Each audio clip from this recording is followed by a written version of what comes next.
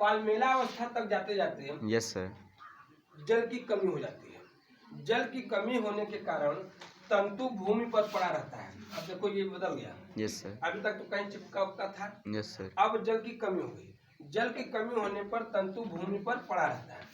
ठीक, इसकी जो कोशिकाएं होती हैं ये वर्धी होकर के बढ़ती रहती हैं, विभाजित होती रहती हैं। यस सर जल की कमी है और ये सूख न जाए इसलिए इसके ऊपर एक म्यूकस पदार्थ की लेयर बन जाती है जिससे ये इसकी सुरक्षा करता है। अब जैसे ही अनुकूल परिस्थिति आएगी, जल की उपस्थिति हो जाएगी, इसके जनन जैसी परिस्थितियां हो जाएंगी, यस सर इसके ऊपर का ये म्यूकस वाला आवरण टूट जाएगा और सभी चर या अचर यस सर दोनों बन सकता है। चल भी बन सकता है और अचल अचल बन सकता है। सभी से नए नए पौधे विकसित हो जाएंगे। इसी को कहेंगे हम पालमेला अवस्था। इतना आपको याद रखना है कि पालमेला अवस्था में जल की कमी होने पर तंतु भूमि पर पड़ा रहता है। उसकी वर्धी कोशिकाएं लगातार विभाजित होती रहती हैं। ये कोशिकाएं विभाजित होने के बाद कहीं सूख न जाए, कहीं नष्ट न हो जाए, इसलिए इस पर म्यूकस पदार्थ की दशा चिपचिपा आवरण बन जाता है। यस सर और ये इसकी प्रतिकूल अवस्था में सुरक्षा करता है। जैसी अनुकूल परिस्थिति आती है ये सब चल या अचल बीजाणु बना करके नए नए पौधे में परिवर्तित हो जाता है। ये 5 तरह से अलैंगिक जनन था। यस सर कल का क्वेश्चन भी यही था कि यूलोथ्रिक्स में अलैंगिक जनन को समझाइए। यस ये 5 जनन की विधियां थी। पहला क्या था?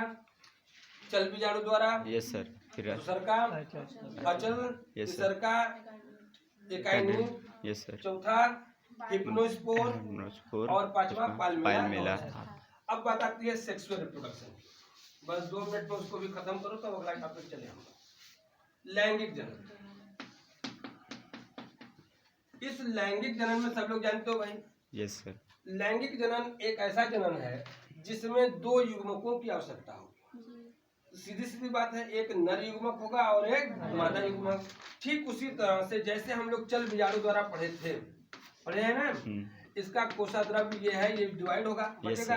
बटने के बाद इसमें युग्मक बने, लेकिन ये युग्मक संरचना में तो एक समान होते हैं। यस सर परंतु कार्य में उनका व्यवहार क्या होता है? भिन्न होता है। इसमें एक प्लस स्टेन का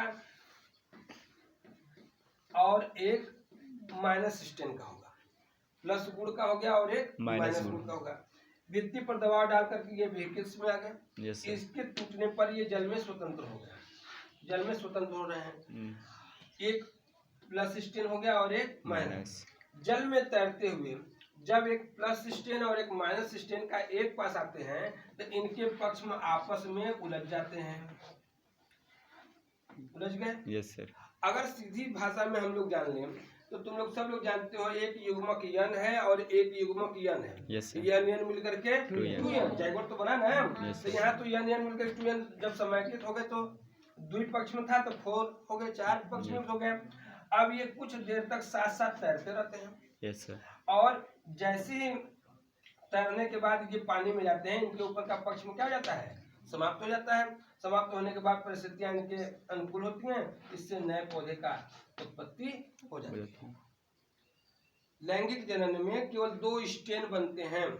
स्टेन कैसे होंगे भाई? एक प्लस स्टेन का होगा और एक माइनस। दोनों पास आते हैं तो उनके पक्ष में आपस में उलझ जाते हैं।